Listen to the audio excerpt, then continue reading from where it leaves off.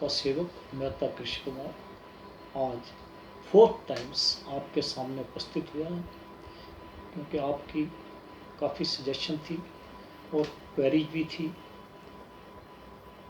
उनके उपलक्ष्य में। प्लस आज विश्व परिवार दिवस है। सर्वप्रथम आप सबको विश्व परिवार दिवस के उपलक्ष्य में बहुत बहुत मुबारक। परिवार का महत्व हमारे भारतवर्ष में बहुत ज़्यादा है। मैं महाभारत में भी एक दृष्टांत सुन रहा था कि भीष्म पितामह जी ने अपने पिता शांतनु जी की दूसरी शादी के लिए अपनी शादी बिल्कुल नहीं की थी।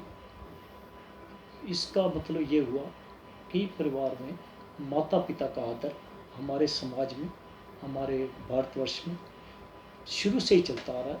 एवं रामायण काल में भी आपने देखा, महाभारत का वृत्तांत भी आपने सारा देखा। लेकिन भीष्म पितामह का तो एक अलग ही है, जो कि आपको शायद ज्ञात होगा कि भीष्म पितामह जी लगभग 450 वर्ष जीवित रहे, क्योंकि उनके पिता जब दूसरी शादी के लिए गए थे सत्यवती के यहाँ, तो उन्होंने उनसे एक कंडीशन रखी थी कि जो बच्चा हमारी पुत्री से होगा वही वहाँ का राजा होगा। तो शांतनु जी जो भीष्म पितामह जी के पिताजी थे, उनको ये बात मानने नहीं थी और वो वापस अपने राज्य में आके उदास रहने लगे। जब भीष्म पितामह जी ने, देवव्रत जी ने जब ये देखा कि पिताजी उदास रह रहे हैं और कारण जाना, तो वो स्वयं वहाँ सत्यवती के यहाँ गए। उन्होंने कहा कि आप अपनी पुत्री का विवाह हमारे पिताजी से क्यों नहीं करते। तो उन्होंने कहा कि हमारी एक कंडीशन है कि वहाँ का राजा हमारी पुत्री से जो पुत्र उत्पन्न होगा वही होगा। उन्होंने कहा बस इतनी सी बात है, तो लो मैं विवाह ही नहीं करूँगा, मैं राज्य का अधिकारी नहीं होऊंगा, ना मैं राज्य लूँगा।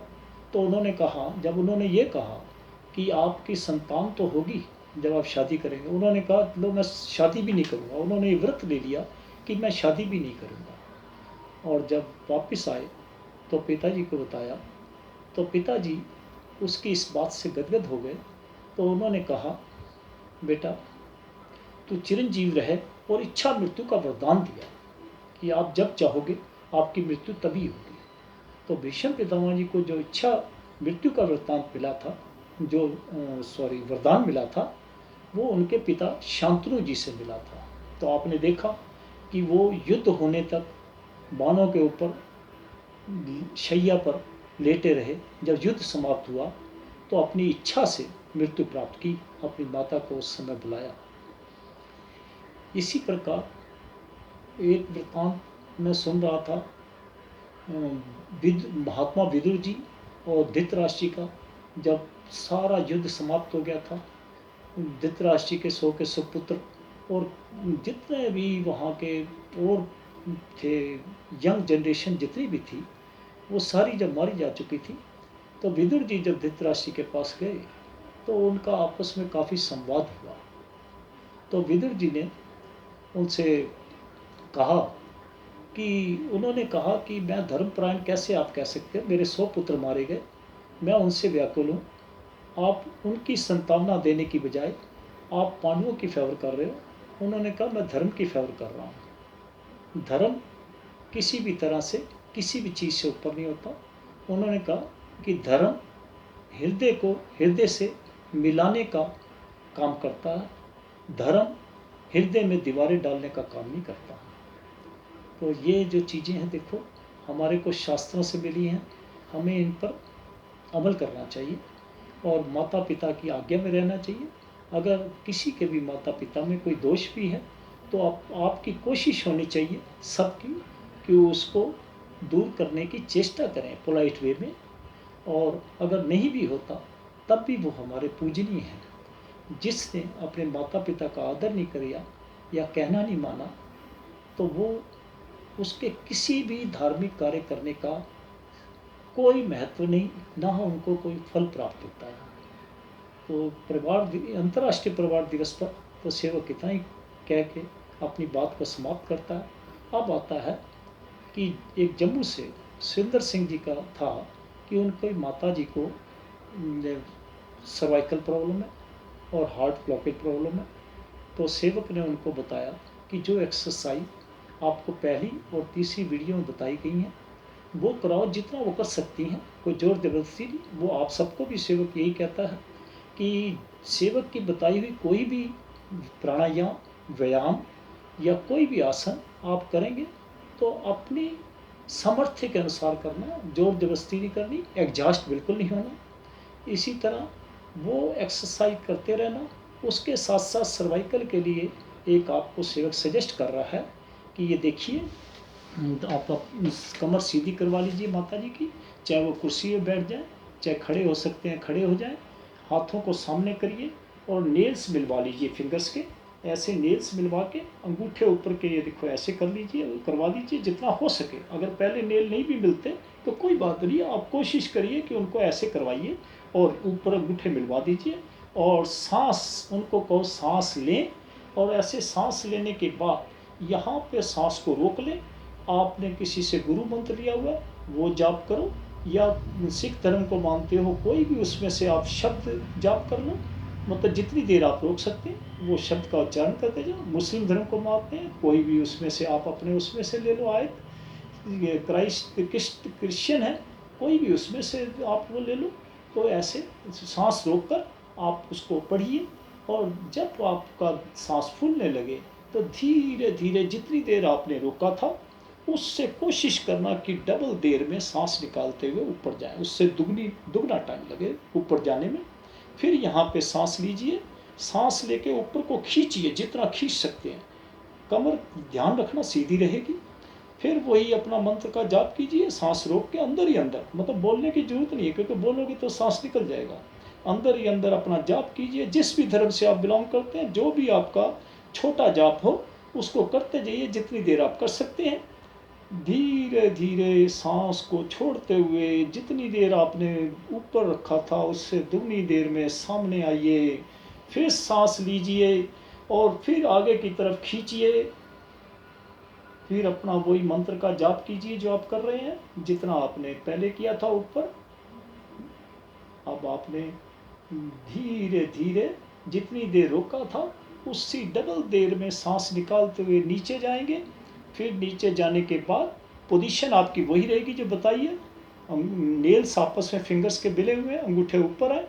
आप नीचे जब सीधे हो गए तो अब यहाँ से आप सांस लीजिए, नीचे की तरफ खींचिए जितना खींच सकते हैं, इसीलिए स्ट्रेन नहीं लेना ज़्यादा। फिर वही मंत्र का जाप कीजिए, वही शब्द का, वही आयत का, जो भी आप मानते हैं।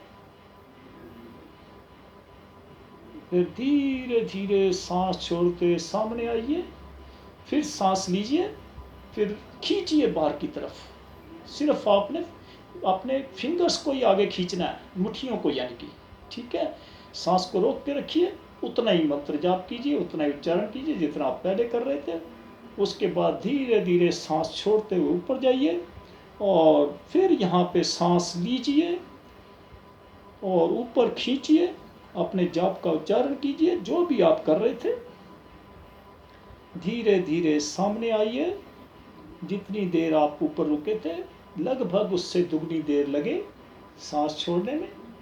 और फिर सांस लीजिए, बाहर की तरफ खींचिए, वही शब्द का उच्चारण जितनी देर आपने पहले किया, खींच के रखेंगे। धीरे धीरे उससे दुगनी देर, जितनी देर रोका था उससे दुगनी देर में नीचे जाएंगे। फिर सांस लेंगे, खींचेंगे नीचे की तरफ, वही अपना जाप या शब्द जो भी आपने उच्चारण कर रहे हैं करते रहेंगे। और इस तरह से हाथों को फैला लेंगे और ऐसे ऐसे जैसे पंछी उड़ता है ऐसे ऐसे करेंगे कि जो स्ट्रेन थोड़ा बहुत भी आपका आया वो लूज हो जाए। ये सर्वाइकल के लिए मदर एक्सरसाइज है। सर्वाइकल प्रॉब्लम इससे बहुत लोगों की ठीक हुई है, आपकी भी ठीक हो जाएगी, आपकी माता जी की। और आप यहाँ पे रात को उनको ऑयल कर दीजिए, थोड़ा सा सरसों का, कच्ची घानी का ऑयल लगा दीजिए हल्का सा। यहाँ पे गर्मियों के दिन है इसलिए कोई भी ऐसा मल्लम या कोई भी ऐसी चीज़ मत लगाइए ऑर्डेक्स वगैरह कि उनकी स्किन पे कोई प्रॉब्लम आ जाए। तो आप सरसों का ऑयल ही लगा सकते हैं। और अगर उनको सरसों का ऑयल सूट नहीं करता तो नारियल का तेल भी लगा सकते हैं। जो तेल शूट करता है, तिल का, नारियल का, सरसों का, जो भी शूट करता है वो रात को थोड़ा सा ऐसे ऐसे लगा दीजिए कि ये मसल लूज हो जाए, कि जो क्योंकि सर्वाइकल में क्या होता है कि या तो ये बोन के अंदर, जो हमारी बोन होती है उनके अंदर नर्व आ जाती है, छोटी छोटी होती है, वो ब्लड का सर्कुलेट नहीं कर पाती इस ब्रेन में। तो उससे क्या होता है कि कभी ब्लड प्रेशर हाई हो जाना, कभी कम हो जाना, कभी चक्कर महसूस होना, कभी खाना खाते खाते ऐसे लगना वॉमिटिंग हो जाएगी, क्योंकि जैसे जैसे स्टेज बढ़ती जाती है वैसे वैसे उसके सिम्टम भी बढ़ते रहते हैं। अब आपने सेकंड ओक से था कि जिनको कोलेस्ट्रॉल हो जाता है, वो आश्रम से आया था कि जिनको कोलेस्ट्रॉल हो जाता है, जो ब्लॉकेज हो जाती है, उसको कैसे खोलना है, उसके लिए सेवक आपको बताने जा रहा है कि इंजीनियर सुरेंद्र सिंह जी, क्योंकि आपकी माता जी का भी अगर आपका कोलेस्ट्रॉल लेवल ज़्यादा है तो आप भी उनको करा सकते हैं। ये देखिए, अगर वो खड़े नहीं हो सकते तो बैठ के भी करा सकते हैं। मैं खड़ा होकर बताने जा रहा हूँ, इसमें भी कमर सीधी रहेगी। लेकिन एक बात नोट कर लीजिए, सेवक ने एक्सरसाइज के समय, चाहे वो प्राणायाम है या एक्सरसाइज है, सांस लेने की प्रक्रिया आपको बताई हुई है कि सांस जब लेंगे पहले आपका पेट फूलेगा, फिर चेस्ट फूलेगी, फिर ब्रेन में जाएगा। यानी कि आपके लंग्स, आपके फेफड़े इस तरह फिल हो जाएंगे कि आगे पीछे सारी उनमें जितनी कैपेसिटी बढ़ सकती है बढ़ती रहे।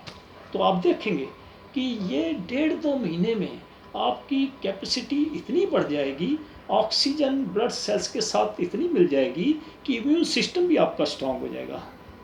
देखिए, मैं एक्सरसाइज डेमोन्स्ट्रेट कर रहा हूँ। ये देखिए, आप जैसे खड़े हैं, अब यहाँ से आपने एक बारी सांस लेना है, उसके बाद सांस नहीं लेना, सिर्फ निकालते जाना है। और कम से कम कोशिश करें कि 8-10 बारी करें। जैसे देखिए, सांस लिया,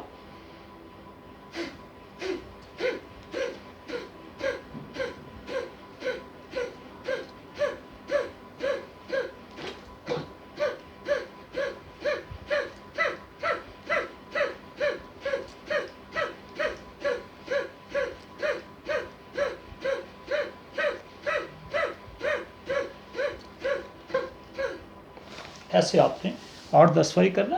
पहले 4 बारी हो जाए, 5 बारी हो जाए, कोई बात नहीं। उसके बाद आराम से लंबी सांस लेंगे 2। वही तरीका सांस लेने का, सांस ली, धीरे धीरे छोड़ेंगे, एक ले ली, दूसरी लेंगे, धीरे धीरे छोड़ेंगे, आपका शरीर नॉर्मल हो गया। बाकी आपको पहले ही बताया हुआ है कि अर्जुन छाल आपने लेनी है। अर्जुन छाल कई शेप में मिल जाती है, छाल शेप में भी मिलती है, और ऐसे राउंड सा जैसे नारियल के ऊपर छिलका होता है ऐसे भी मिलती है, और पाउडर भी मिलता है। तो आप उस सुबह 1 चम्मच उनकी चाय जो आप बनाते हैं पत्ती बट डालें, दूध में वो डाल दें, और वो उनको सुबह शाम दें। और दवाई जो है अपने फिजिशियन और डॉक्टर से पूछ के ही कम करना, क्योंकि आपका बीपी लेवल भी डाउन होना शुरू हो जाएगा, ठीक होना शुरू हो जाएगा। तो इसलिए डोज जो एडजस्ट करानी है आपने अपने डॉक्टर से ही करानी है, क्योंकि उनको आपकी पोजीशन फिजिकल पता है। अब तीसरी बात थी कि कोरोना, अब जैसे कि लॉकडाउन खुलेगा तो हमारे को क्या क्या प्रिकॉशन लेने चाहिए। सबसे पहला प्रिकॉशन तो ये है कि आपने फिजिकल डिस्टेंसिंग मेंटेन रखनी है। आप बाहर कहीं पे भी जाएं, अपना वो मास्क लगा के जाए। मास्क आप सिंपल बना लीजिए, कॉटन के मलमल के कपड़े की 3 तह का, ऐसे आयत टाइप में, दोनों आमने सामने के बजाय बराबर हो, और उसमें यहाँ पे एक वो लगा दीजिए, कानों पे आ जाए आपके। तो वो सबसे बेस्ट मास्क है, क्योंकि ये जो मास्क मार्केट में आई में N95 या जो ये ऐसे नए नए, उसमें क्या होता है कि जब हम सांस लेते हैं तो कार्बन डाइऑक्साइड जो है गैस है, जो हमारे मुंह से निकलती है वो जमा होती रहती है, तो वो हमारे को साइड इफ़ेक्ट करने शुरू कर देगी। ये डॉक्टर्स के लिए या नर्सिस के लिए या पुलिस डिपार्टमेंट के लिए, सफाई कर्मचारियों के लिए 3-4 घंटे के लिए कोई वो नहीं है। लेकिन आपने बार बार लगाना है, तो आप वो मास्क बार बार चेंज करते रहोगे। ये मास्क जो है आप 4-5 अपने पास रखिए, जब भी बाहर जाएं घर आकर उसको वॉश कर लें गर्म पानी में अच्छी तरह साबुन से, तो सूखना डाल दें, दूसरा यूज़ कर लें। ऐसे 4-5 मास्क बना लीजिए पर पर्सन, और उसको घर में रखिए। तीसरा जो है, अगर आपके पास कोई खांसता भी है तो आपके साथ कुछ उससे दूर रहिए, पहले तो कोशिश कीजिए। फिर भी अगर आपको ऐसा महसूस हुआ है आपको शक होता है कि आपके ऊपर उसकी खांसी का वो हुआ है, तो आप घर में जब आए तो आप आके स्नान कीजिए पूरा, और कपड़े अपने चेंज कर लीजिए, और उन कपड़ों को गर्म पानी में अच्छी तरह धुलाइए। इन चीज़ों का ध्यान रखें। दूसरा जो है, अभी सेवक आपको ये कहेगा कि अभी आप सैलून वगैरह पे, स्पा वगैरह पे या हेल्थ सेंटरों पे ना जाइए, क्योंकि वहाँ पे डिस्टेंसिंग, फिजिकल डिस्टेंसिंग मेंटेन नहीं हो पाएगी। आपस में बात करोगे, किसी को खांसी भी आ सकती है, किसी को छींक भी आ सकती है। तो इसलिए कोशिश कीजिए कि थोड़े दिन ना जाइए। आपने अगर बार्बर की ज़रूरत भी है तो उसको घर बुलाइए, सामान सारा अपने घर मंगा के रखिए, और उसको मास्क लगा के प्रॉपरली आए, उसके हाथ सैनिटाइज करा दीजिए, और उसके बाद आप अपना बाहर वाले कमरे में या अपने बरामदे में उससे कटिंग करा लीजिए। मतलब आप कोशिश कीजिए कि अभी ऐसी जगह पर मत जाइए, क्योंकि वो प्रॉपरली अपनी शॉप्स को सैनिटाइज नहीं कर पाएंगे रिसेंटली, इसलिए ऐसा ऐसा धीरे धीरे। और दूसरा ये है कि देखिए, इतने दिन हम जो लॉकडाउन में रहे हैं, खुलने के बाद ये जो हमारा ब्रेन का संतुलन है उसमें काफ़ी इफेक्ट आया। बच्चे इतने दिन से बंद हैं, उनका दिल करता है कि हम बाहर जाएं, लेकिन बाहर आप माता पिता और बड़े आप उनको जाने नहीं देते, और आप भी अपनी जगह ठीक हैं, अब उनका स्वभाव चंचल है, तो इसलिए आपने उनके लिए जो है, अब उनसे एक्सरसाइज जो मैंने आपको बताई थी 3-4, वो सारी एक्सरसाइज इस काम में भी आएगी कि ब्रेन बिल्कुल शांत हो जाएगा, ऐसा कोई स्वभाव नहीं रहेगा। अगर बच्चों में इरिटेशन या एग्रेशन पहले थी तो वो भी कम हो जाएगी अगर ये 4 एक्सरसाइज कराएंगे, जो मैंने आपको फर्स्ट अपनी वीडियो में और थर्ड वीडियो में आपको बताई थी। लेकिन सांस लेने का प्रोसीजर भी आपको सब कुछ बताया हुआ है, वो अनुलोम विलोम और भामरी प्राणायाम, तीसरा था ओम का उच्चारण, और एक था बाद में खिलखिला के हंसने का, कि जिससे आपका सारे शरीर में शक्ति का संचार हो जाए, और चौथा जो हमारे एनर्जी आई है वो ज़मीन में डिस्चार्ज ना हो, उसको अपने यहाँ पे हाथों को बल के प्राप्त कर लें, और आपका सारा शरीर स्फूर्तिवान हो जाएगा।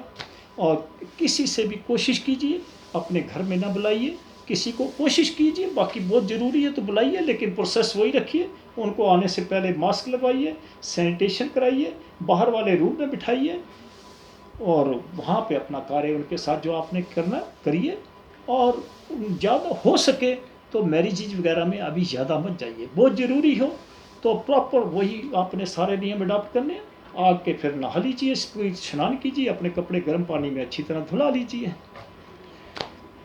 और एक दो बच्चों ने कहा था कि ये जो बजटिंग हुई है, जो ये कोरोना उसके ऊपर 20 लाख करोड़ की, तो इसके ऊपर आपका क्या विचार है? देखिए, मैं ना तो पॉलिटिशियन है सेवक आपका, ना इस विषय में बताना चाहता है, लेकिन सिर्फ ये ज़रूर है कि आज ही सेवक ने एक ओशो डिस्कवरी चैनल पे एक वीडियो देखा था महात्मा जी का, ओशो के।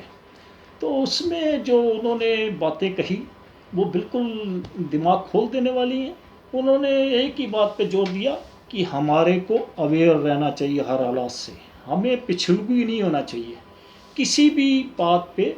ये नहीं कि सेवक आपको जो कह रहा है उसको मान लो, सेवक प्रमाण के साथ कह रहा है, आप उसको कीजिए, आपको अच्छा लगे तो आगे करो। इसी तरह ही उन्होंने समझाया कि हम जो हैं, हम मतलब वो वर्ड नहीं यूज़ करना चाहता जो उन्होंने कहे हैं उस अपनी वीडियो में। उन्होंने तो पॉलिटिशियन के लिए वो वर्ड यूज़ किए जो सेवक आपको नहीं कह सकता। उन्होंने कहा, देखिए ये सब एक हो जाते हैं, ये पार्टियां बदल लेते हैं, ये ऐसे कर लेते हैं, लेकिन अब मैं उस विषय में नहीं जाऊंगा। लेकिन वो इसलिए मुझे ध्यान आ गया, आज ही मैंने वीडियो देखी थी तो इसलिए मैंने आपसे जिक्र किया। जहाँ तक 20 लाख करोड़ की बात है, क्योंकि सेवक इकोनॉमिक स्टूडेंट रह चुका है, पॉलिटिकल स्टूडेंट रह चुका है, पॉलिटिकल साइंस का स्टूडेंट रह चुका है, और सेवक को प्रधानमंत्री और उस समय फाइनेंस मिनिस्टर थे मोरारजी देसाई जी। 1969 या 70 में सेवक शिवाजी कॉलेज में ग्रेजुएशन कर रहा था, तो ये पॉलिटिकल साइंस एंड इकोनॉमिक्स में फर्स्ट आया था। तो उस समय क्या होता था कि डिग्निटीज को बुलाया जाता प्राइज डिस्ट्रीब्यूशन के लिए। तो हमारे यहाँ श्री मोरारजी देसाई जी जो उस समय फाइनेंस मिनिस्टर थे वो आए थे, उनके द्वारा प्राइज मुझे दिया गया था, बुक्स वगैरह दी जाती थी उस समय। तो उस क्या होता था, माइक भी पढ़ाते थे बात करने के लिए, तो सेवक ने एक ही क्वेश्चन किया था कि ये सर क्या कारण है कि हमारे देश में गरीब गरीब होता जा रहा है और अमीर अमीर होता जा रहा है। तो ये जो बजटी हुई है 20 लाख करोड़ की, जो सेवक ने 2 दिन पढ़ी, द इकोनॉमिक्स टाइम्स में, टाइम्स ऑफ इंडिया में भी, और आज न्यूज़ चैनल पे भी देखी थी आज तक में, जो हमारी ऑनरेबल फाइनेंस मिनिस्टर सीतारमन जी डिक्लेयर कर रही थी। तो उसमें जो सेवक ने देखा वो मैं न्यूज़पेपर में देख के ही आपको बता देता हूँ कि आप, क्योंकि आपका क्वेश्चन भी हो जाएगा, मैं कोई अपने पास से नहीं जोड़ रहा। ये देखिए जो 13 पेज को की थी वो इकोनॉमिक टाइम्स में क्लियर स्प्रेड किया हुआ है, उसको क्लियर स्प्रेड किया हुआ है कि इन्होंने 3 लाख करोड़ का प्रोविजन किया है कोलैटरल फ्री ऑटोमेटिक लोन। ये किन के थ्रू होने हैं? बैंकों के थ्रू और नॉन बैंकिंग फाइनेंशियल कंपनियों के थ्रू। ये इंटरेस्ट और principally fully guaranteed by government होगा, जिसकी कि इमीडिएट कोई प्रोविजन की वो इन्होंने प्रोविजन किया, यानी कि इसका यूज़ कोई इमीडिएट नहीं होना। 3 लाख करोड़ ये निकल गया। और फिर है सबॉर्डिनेट डेप्ट फॉर स्टेस्ट MSME, यानी कि marginal small medium micro small medium enterprises, इनके लिए 20,000 करोड़ जो कि बैंकों के थ्रू होगा, जिसमें कि 4,000 करोड़ की सपोर्ट CGTMSE की तरफ से है, यानी कि इसके ऊपर सरकार के ऊपर 4,000 करोड़ का बर्डन पड़ेगा 20,000 करोड़ में से, जो ये आपका इकोनॉमिक टाइम्स कह रहा है 14 मई का। फिर उसके बाद है fund to provide equity to MSME 50,000 crore, government other investors. इसमें उसने बताया कि 10,000 करोड़ की credit guarantee fund trust for micro and small entrepreneurs, यानी कि आपको जो ये 50,000 लोन मिलेगा, उसकी जो क्रेडिट गारंटी फंड ट्रस्ट होगा माइक्रो और स्मॉल इक्विटी में 10,000 करोड़ का गवर्नमेंट पे बर्डन पड़ेगा। Government to PF for both, यानी कि जो एम्प्लॉयर है, मालिक है, और जो एम्प्लॉई है जिनकी सैलरी 15,000 तक है, उसका जो है 12% एम्प्लॉयर का होता, 12% ही एम्प्लॉय का था। तो ये 2500 करोड़ रुपया, 2500 यानी कि 1250 करोड़ रुपया एम्प्लॉय का है, जो बेचारा 15,000 से कम पर मंथ सैलरी ले रहा है, उसका 12,500 करोड़ है। तो इसमें सेवक ये कहना चाहेगा कि इसमें भी आप देखिए कि इन दिनों के दौरान, लॉकडाउन के दौरान, कितने ही लोग ऐसी नौकरियां छोड़ के आ गए होंगे अपने अपने घरों में, तो ये बेनिफिट कितनों को मिल पाएगा। और दूसरी तरफ इसमें 1250 करोड़ रुपये तो एम्प्लॉयर का ही जा रहा है, जो कंट्रीब्यूशन एम्प्लॉयर ने देना था वो हो गया, एम्प्लॉई का तो 1250 करोड़ है अगर पूरे को मिलता है तो, और लोअर PF कंट्रीब्यूशन 10%, और उसके बाद 6750 करोड़ का जो है लोअर PF कंट्रीब्यूशन कर दिया, 10% कर दिया कि एम्प्लॉई भी 10% देगा, एम्प्लॉयर भी 10% देगा, कि जो एम्प्लॉयर पहले 12% दे रहा था उसको 2% का फ़ायदा हुआ, और एम्प्लॉई जो सेविंग करता था, जो ये कंपलसरी सेविंग हो जाती थी, उसका 2% कंपलसरी सेविंग कम हो गई, यानी कि फ़ायदा किसको मिला? एम्प्लॉयर को मिला इसका भी। और एम्प्लॉई की 2% सेविंग कम हो गई, यानी कि उसके हाथ में पैसे 2% ज़्यादा आ जाएंगे, जो सैलरी उसकी है वो PF में नहीं कटेंगे। अब 30,000 करोड़ रुपया special liquidity scheme for NBFC HFC, यानी कि नॉन बैंकिंग फाइनेंशियल और हाउसिंग फाइनेंस कंपनी और म्यूचुअल फंड इंडस्ट्री को, ये गवर्नमेंट की तरफ से होगा, security fully guaranteed by government, 30,000 crore रुपया। ये जो होता है जैसे बॉन्ड्स वगैरह होते हैं, ये अगर वो हो जाते हैं तो इसमें से जो सेवक ने इसको पढ़ा था तो उसका 20% जो है गवर्नमेंट सिक्योरिटी देगी, 20% मिनिमम गवर्नमेंट देगी अगर वो नहीं मिलता, बॉन्ड वगैरह जैसे होते हैं।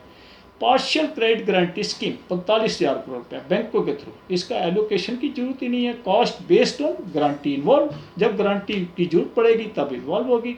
Power discounts liquidity injection 90,000 crore PFC और REC के थ्रू ये दिया जाएगा। पावर डिस्काउंट्स को पावर कंपनियों को जो पावर बनाती है, सप्लाई करती है, नो कॉस्ट टू सेंटर, इस समय सेंटर को कोई कॉस्ट नहीं, क्योंकि स्टेट टू प्रोवाइड गारंटी, क्योंकि इसमें जो है स्टेट्स गारंटी प्रोवाइड करती हैं।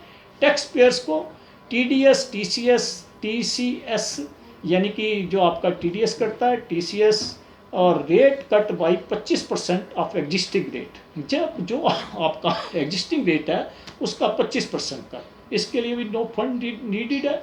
और इसमें 6,93,000, ये टोटल बना 5,94,000 करोड़, जो कि इन्होंने 13/5 को डिक्लेयर किया था। और 6,93,000 करोड़ ऑलरेडी जो RBI के थ्रू हो चुका है वो है। RBI ने जो स्कीमें पहले कर चुकी है वो है। अब जो 14 तारीख को हुआ था, ये 15 तारीख की है इकोनॉमिक्स टाइम्स, इसमें है free food for migrant workers. Migrant workers जो इधर ये जो आ रहे हैं माइग्रेंट होके, उनके लिए फ्री फूड कितना होगा? 5 kg पर पर्सन गेहूं या चावल, 1 kg दाल पर फैमिली पर मंथ। अगर 4 पर्सन है तो 20 किलो गेहूं, 1 किलो चना पर फैमिली पर मंथ 2 महीने के लिए। और इसका इसका बर्डन है 3500 करोड़ रुपये जो गवर्नमेंट पर पड़ेगा, और स्टेट्स के थ्रू ये सारा वो होगी इसकी पेमेंट्स। और राशन कार्ड सबका पूरी इंडिया में वैलिड होगा। और चीप रेंटल हाउसिंग जो है वो बनाई जाएगी, उसके लिए फंड प्रोवाइड किया गया। Cheap loan for small businesses, जो स्मॉल बिजनेसेज हैं 50,000 तक जिन्होंने मुद्रा लोन वगैरह लिया, उनके ऊपर 2% इंटरेस्ट की सब्सिडी दी जाएगी, जिसकी कास्ट 1500 करोड़ होगी जो गवर्नमेंट पे पड़ेगी। और लोन्स फॉर स्ट्रीट वेंडर्स, अब लोन जो स्ट्रीट वेंडर हैं जो बेचारे इन दिनों में 2 महीने के करीब हो गए हैं, जो अपनी रोजी रोटी नहीं कमा पा रहे थे, उनको 10,000 तक ये इंस्टीट्यूशन से, बैंकों से लोन मिलेगा, और उसकी कास्ट होगी 5,000 करोड़ रुपये। Job creation using CAMPA fund 6,000 crore for works compensatory afforestation management of planning authority करेगी। सब्सिडी स्कीम है अफोर्डेबल हाउसिंग स्कीम के ऊपर 70,000 करोड़ की। ये तो है आपका, ये जो इन्होंने कल लिया। आज जो इन्होंने किया, आज इन्होंने किया है स्मॉल एंड मार्जिनल फार्मर्स के लिए, जो कि ऑनरेबल फाइनेंस मिनिस्टर कह रही थी कि ये 85% स्मॉल एंड मार्जिनल फार्मर्स हैं हमारे यहाँ, उनको कुछ लोन प्रोविजंस हैं अलग अलग उसके लिए, कुछ एनिमल हस्बेंड्री के लिए, कुछ उसके लिए, और कुछ 15,000 करोड़ के करीब जो एनिमल्स को बीमारी हो जाती है, मुंह का सूज जाना, ऐसी बीमारियां जो हैं, उसके लिए इंजेक्शन प्रोडक्ट किए जाएंगे, इंजेक्शन की मैन्युफैक्चरिंग होगी और उनको वो फैसिलिटी दी जाएगी, वो फ्री ऑफ कास्ट होगी, तो वो उसका खर्चा। तो अब आप अपने आप अंदाजा लगाइए, स्मॉल और मार्जिनल फार्मर जो है, क्या वो ये वेयर हाउस बना सकता है? क्या वो फैक्ट्रियाँ लगा सकता है? वो बेचारा पहले ही अपने कर्जे नहीं दे पाता, उनकी सब्सिडी भी है 2% इंटरेस्ट के ऊपर। तो अब इसमें यह है कैश इन हैंड किसको मिला? कैश इन हैंड हमारे हिसाब से तो किसी को भी नहीं मिला। और अगर 15,000 तक जिनकी सैलरी है, अगर वो सर्विस रेगुलर कर रहे हैं, छोड़ के नहीं आए, तो उनको भी 2% PF का ही मिल रहा है, PF का ही मिल रहा है उनको 3 महीने के लिए।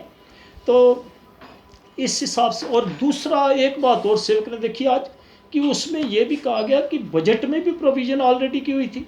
जब बजटिंग में इनमें से काफ़ी अमाउंट बजट में प्रोविज़न था, कुछ जैसे सेवक ने आपको कहा कि रिजर्व बैंक ऑलरेडी भी डिक्लेयर कर चुका है, वो अमाउंट भी आपको बताया। तो अब सेवक के हिसाब से तो ये कोई इतना वाइबल नहीं है गरीब और गरीब किसानों के लिए, लेकिन फिर भी जो है, जो गवर्नमेंट ने किया वो हम, क्योंकि गवर्नमेंट के अधीन है, लॉ के अधीन है, तो सेवक उसको क्रिटिसाइज नहीं कर सकता। लेकिन सेवक यही कह सकता है, एक एग्जांपल कोविड के केस में एक देना चाहता आपको। एक छोटी सी कंट्री है ताइवान, चाइना से कोई ज़्यादा दूर नहीं है, और चाइना उसको अभी भी अपना पार्ट मानता है, लेकिन ताइवान अपने आप को अलग कंट्री मानता है, और वो कोशिश भी कर रहा है कंट्रीज को रिक्वेस्ट करके कि हमें रिकग्नाइज किया जाए। उस कंट्री ने देखो, उनके जो टॉप मोस्ट 4 लीडर हैं, चारों वेल एजुकेटेड है, हायर एजुकेशन है उनके पास, और उन्होंने जनवरी में ही इस चीज़ को भांप लिया था, और उन्होंने अपना रेजिडेंशियल और मैन्युफैक्चरिंग एरिया से अलग हटके क्वारंटाइन सेंटर बना दिए थे। क्वारंटाइन सेंटर बना के जो भी बाहर से आए, एक तो उन्होंने अपने ये जितने भी मोड ऑफ कन्वेंस थे, by air, by rail, by जो भी जितने भी थे बंद कर दिए, और जो भी आए उनको क्वारंटाइन सेंटर में रखा। और उनके यहाँ जो सेवक ने देखा कि सिर्फ 6 ही डेथ हुई है और उनकी वर्किंग नॉर्मल चल रही है। तो इस हिसाब से देखिए कि मतलब जो कंट्री अच्छा अरेंजमेंट किया वो सक्सेसफुल रही, हम भी सक्सेसफुल रहे।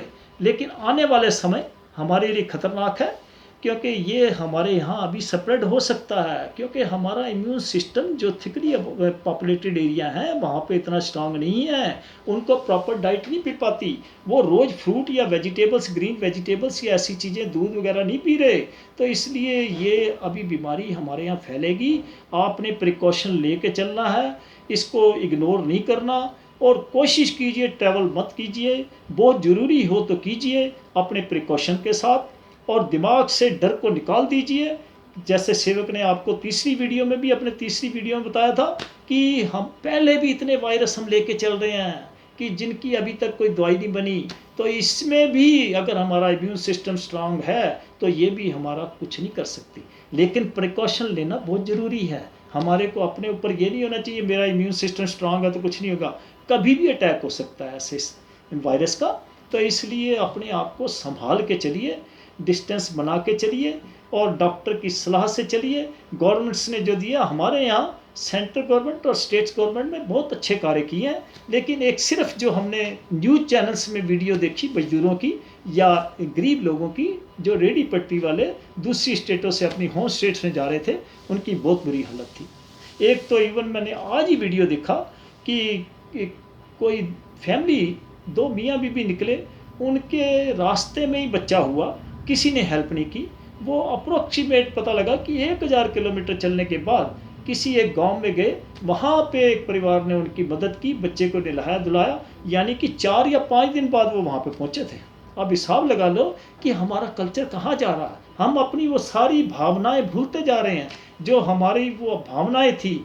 सेवक की आप सबसे प्रार्थना है कि अपने ओल्ड हिंदुस्तान में आ जाइए, जो हमारा अपना मोरल था। जैसे हम गांव में रहते हैं, एक दूसरे के साथ प्यार है, किसी को भी, किसी से भी नफरत मत कीजिए, और कोई ज़रूरतमंद आता है तो उसकी मदद कीजिए। सिर्फ अपना विवेक का इस्तेमाल कीजिए कि ये ना हो कि वो आपको ठगने आया।